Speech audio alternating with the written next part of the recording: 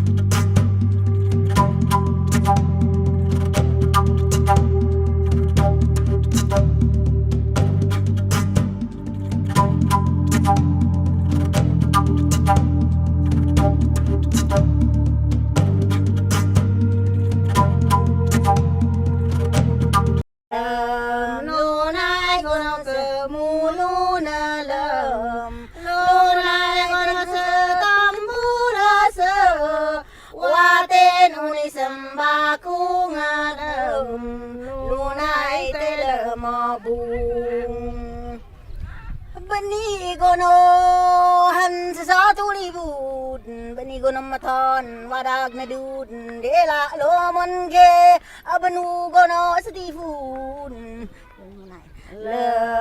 lunay gono sa titun lunay gono sa muluna lunay gono sa tambura.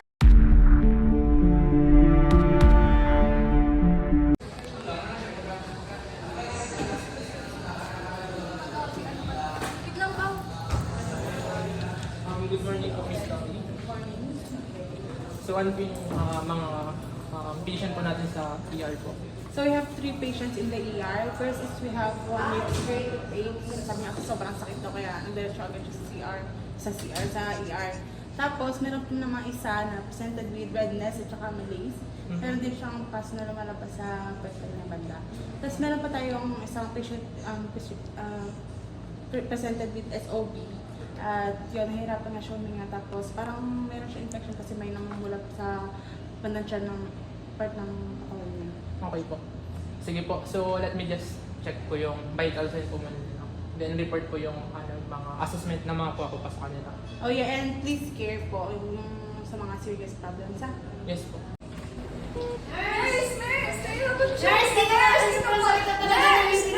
Ano po nangyari, ma'am? Masakit po yung ngipin ko, sobrang sakit ako. Ano po yung mga kinain niyo po? Nurse! Yung asawa ko, nurse! Sige po. I-access ko muna yung vital signs niyo po. Nurse, we have a patient here who is...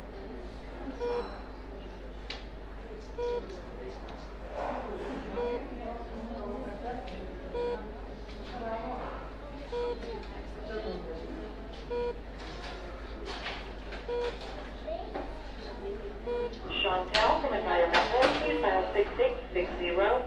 Chantel from Environmental, please dial 6660.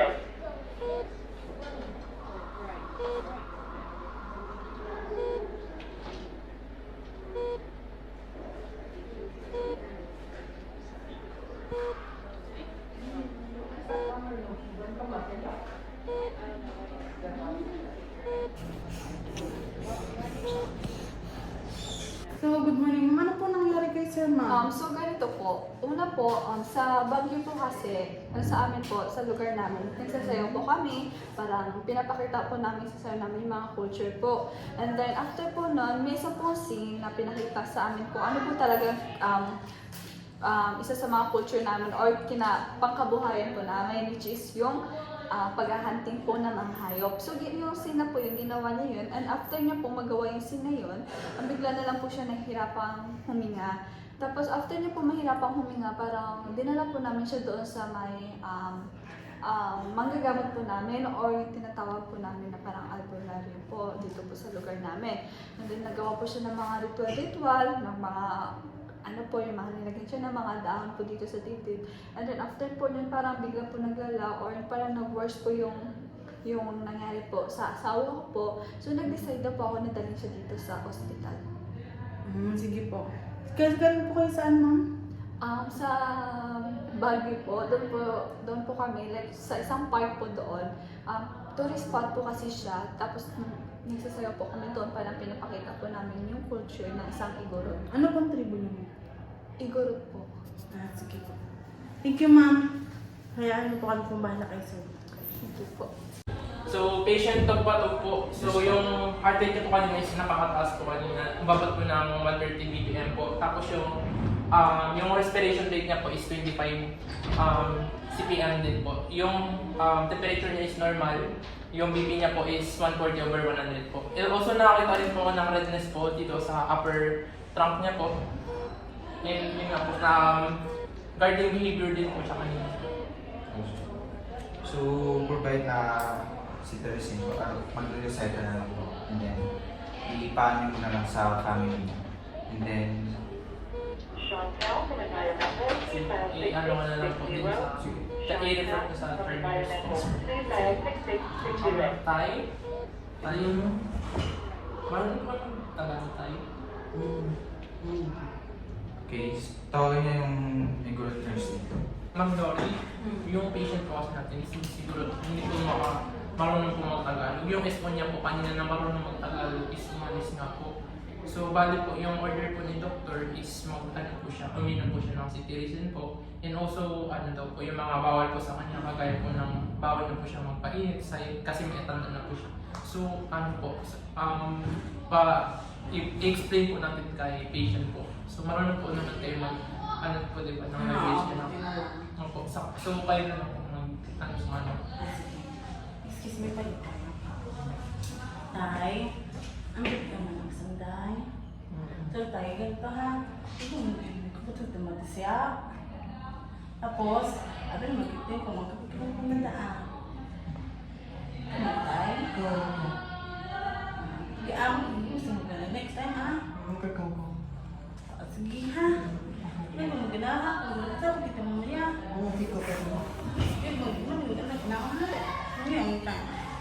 So yun nga po Ma'am Lori, thank you po sa pagtulong sa kanila kanina. Kasi may nagkakagulungan po sa ER, marami pong patient kanina.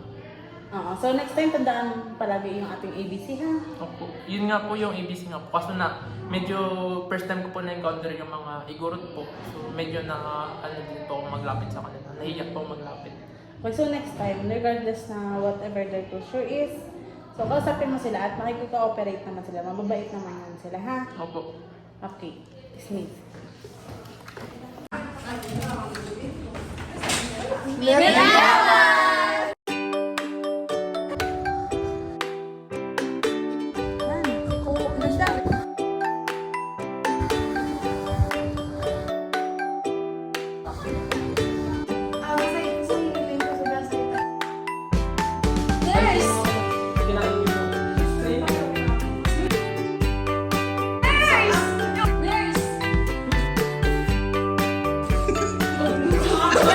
So, bali po doon yung vital sa inyo po is